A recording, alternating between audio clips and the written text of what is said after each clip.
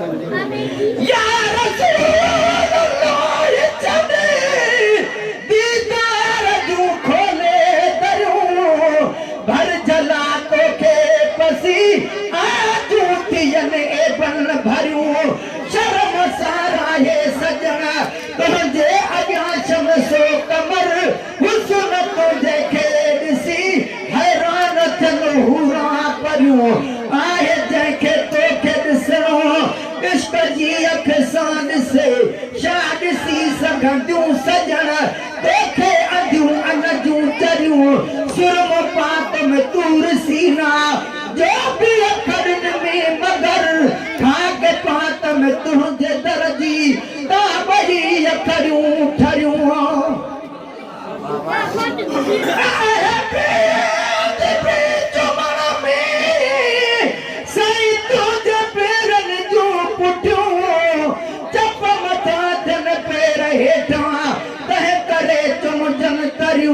या रसूल अल्लाह मां तोसा मदीने में अची रूबरू खोले कंदुस आहिनि बुझूं ॻाल्हियूं ॻरियूं या मोहम्मद मुस्तफा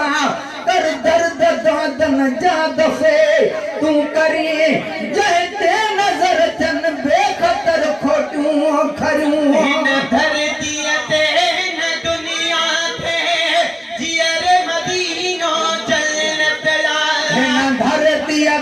हिन दुनिया ते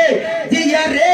मदीनो जन्नत आजोत कयल मनज़ार कबरी आजोत कयल मनज़ार कबरी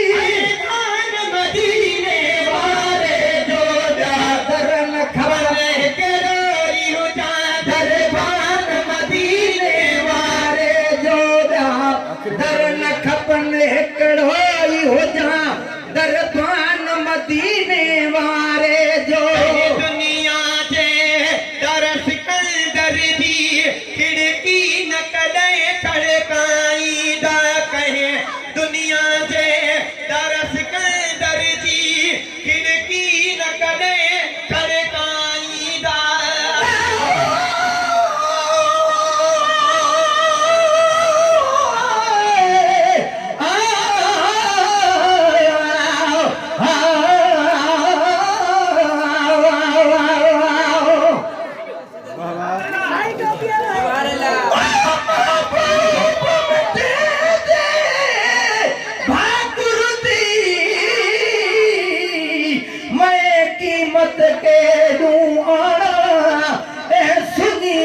काई चीज नहीं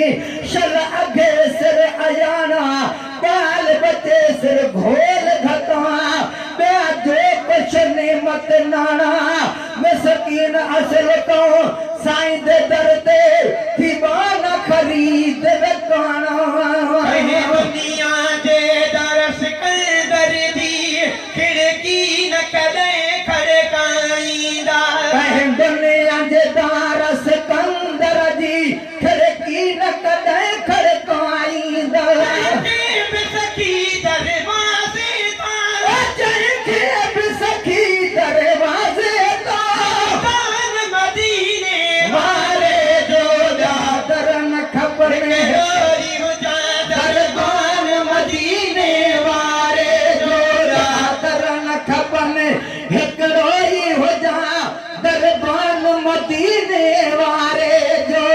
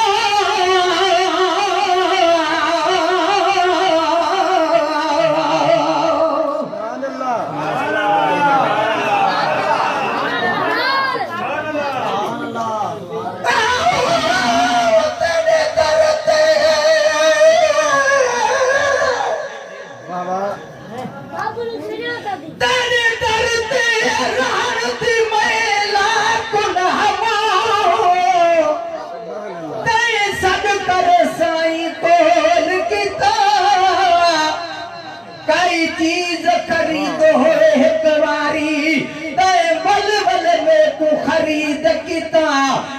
निस्बत ना निर्वार की जग आलम विच इजहार किता मिसकीन दा सीना हे सेज तेरी मेरे अख